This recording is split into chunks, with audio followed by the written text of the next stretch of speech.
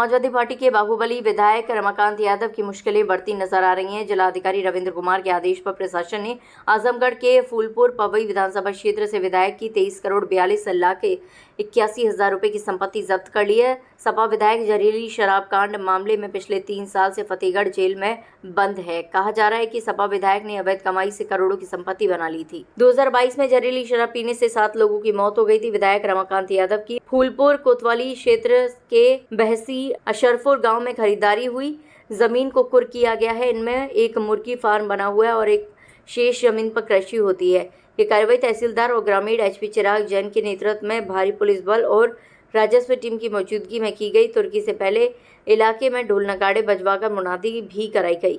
रमाकांत यादव लंबे समय से आजमगढ़ के सियासी गलियारों में बाहुबली नेता के रूप में पहचाने जाते रहे हैं।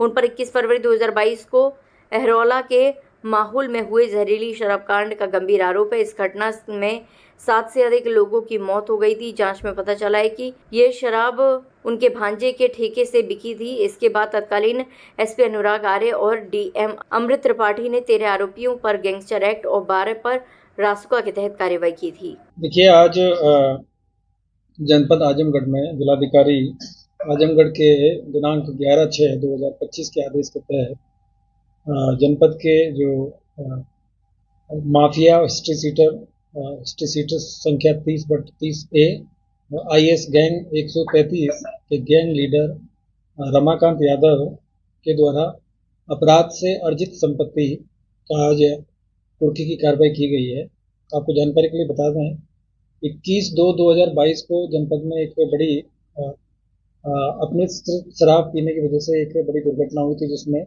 7 लोगों की मृत्यु हुई थी और उसमें करीब 5 लोगों के विरुद्ध मुकदमा पंजीकृत किया गया था। और उसके बाद में उसी मुकदमे पे 2022 में ही गैंगस्टर एक्ट का मुकदमा भी पंजीकृत किया गया था, जिसमें रमाकांत यादव और उसके अन्य 12 साथियों के ऊपर गैंगस्टर एक्ट की कार्रवाई की गई थी। इसी की विवेचना थाना प्रभारी अतरोलिया के द्वारा की जा रही थी और इसमें टोटल मिला के आज करीब 23 करोड़ 42 लाख 81,400 रुपये की जो इनकी जो संपत्ति है उसको कुर्की की कार्रवाई की गई है। और ये ग्राम बसई अफसरपुर फरगना माहौल तहसील फूलपुर के अंतर्गत एक जो घाटा संख्या है वो करीब 2.88 हेक्टेयर का है, जिसकी मालियत करीब 2 करोड़ 13 लाख रुपया है। दूसरा जो घाटा संख्या है वो करीब 0.049 हेक्टेयर है और इसकी जो मालियत है करीब 2,59,059 रुपये है। और तीसरा जो घाटा है वो करीब 3.44 हेक्टेयर के आसपास में है और इसकी जो मालियत है वो करीब 2 करोड़ 54 लाख रुपये है। एक और घाटा संख्या है जो कि 2.94 है, इसकी जो हेक्टेयर है इसकी जो मालियत है वो करीब 2 करोड़ 17 लाख रुपये है। और एक घाटा संख्या है करीब 3.47 जो कॉमर्शियल भूमि है और इसकी जो मालियत है वो करीब 16 करोड़ रुपए के आसपास में है।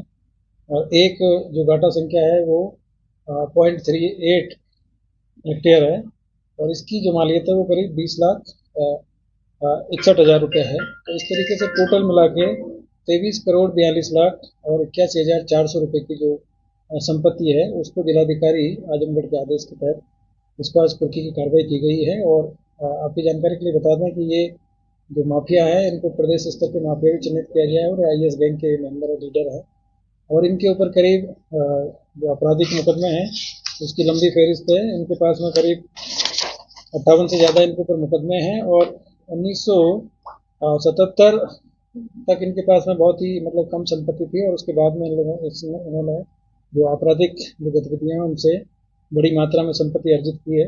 और इनके ऊपर न केवल लूट के, हत्या के और तमाम इस तरह के मुकदमे हैं और जो अपने से शराब बनाने के और इस तरह के जो मामले हैं वो भी इनके ऊपर पंजीकृत है। तो एक प्रदेश स्तर के माफिया हैं और इस पर आदरणीय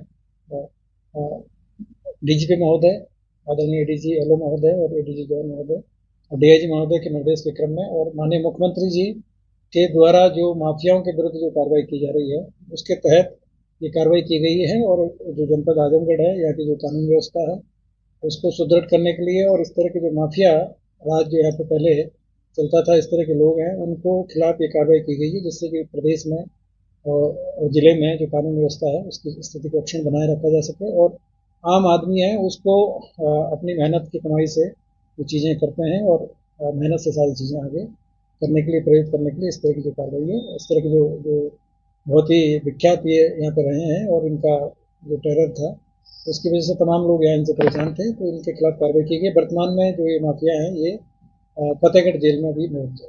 जिस तरह से सर कार्रवाई हुई, इतनी बड़े लेवल पे कार्रवाई हुई, इसका रखरखाव या इस पे किस तरह की निगरानी रहेगी? देखिए इनकी जो प्रॉपर्टी है उसको आज वहाँ पे मौके पे जाके और पूरी उसके साथ में जो कानूनी प्रक्रिया है उसके साथ में किया गया है, और जो संबंधित मजिस्ट्रेट है उनको उनका जो रखरखाव के लिए उनको जिलाधिकारी महोदय के द्वारा नियुक्त किया गया है। पुलिस जो लोकल पुलिस है थाने की जो वो उनकी रखवाली करेगी, और कोई भी इस तरह की चीज़ होती है तो उसकी निगरानी पुलिस के द्वारा इसमें बताती है। सर आगे भी कुछ उनके ऊपर कार्रवाई चल रही है? अभी और भी इनकी कुछ संपत्तियां हैं जिनको कि चिन्हित किया गया है, उनमें भी इसमें कार्रवाई की जाएगी।